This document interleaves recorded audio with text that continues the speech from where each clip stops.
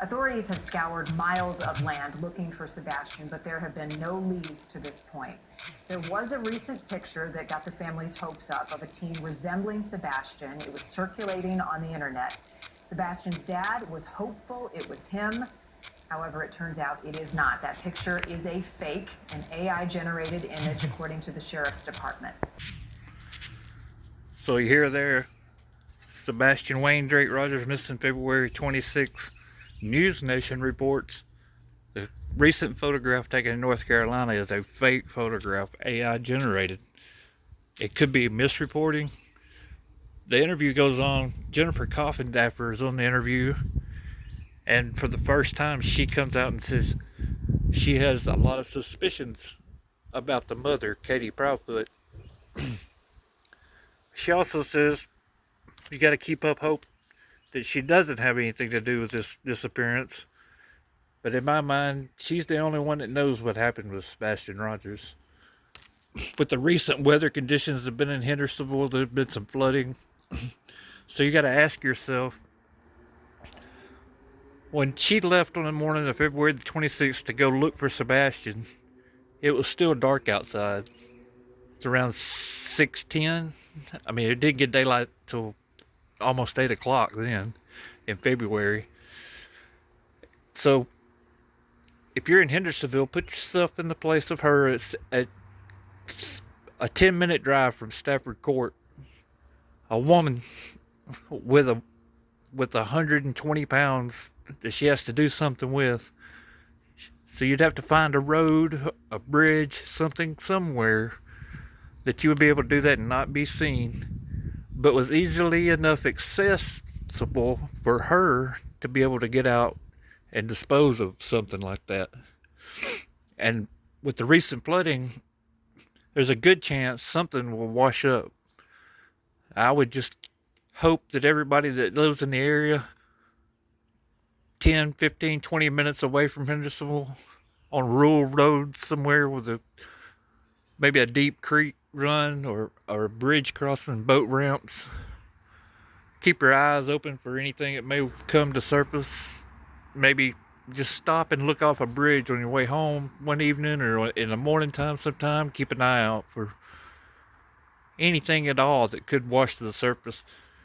Because if she did do something like that, I mean, she didn't like go off in the woods and dig a grave or anything. I mean, she would have done it more than likely off the side of a bridge somewhere with an item that would be missing out of the house, is like a bedspread, shower curtain, and have a little bit of weight to it.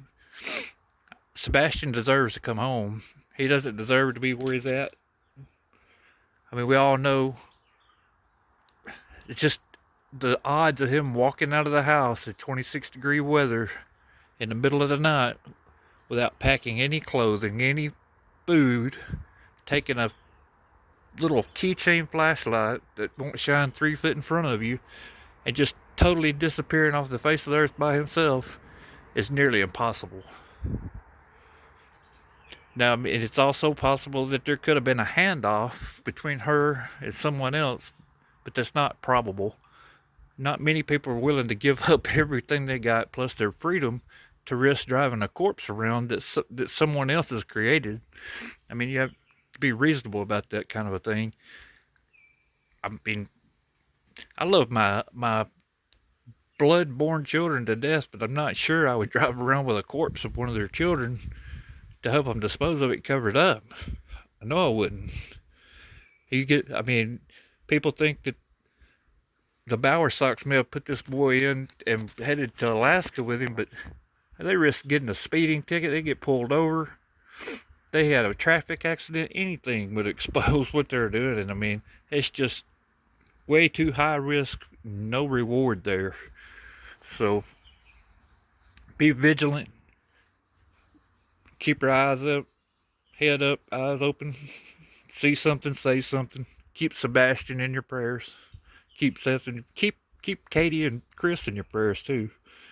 Even though it seems like Chris just has about worn his shovel out digging himself a hole here recently with the phone calls and stuff.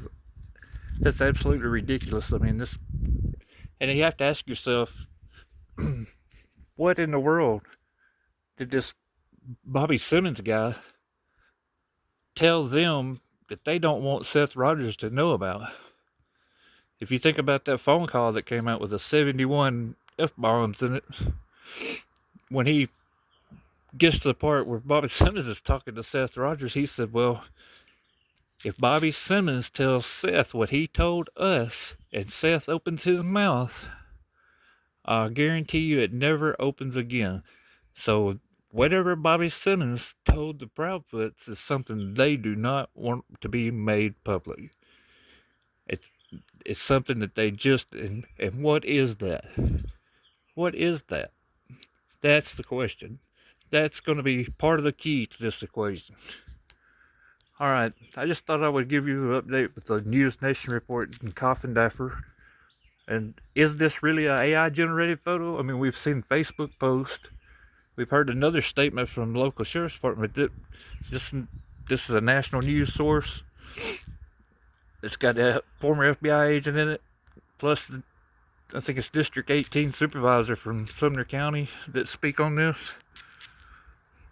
But anyway, thank you for watching. Have a good weekend. Keep Sebastian in your prayers.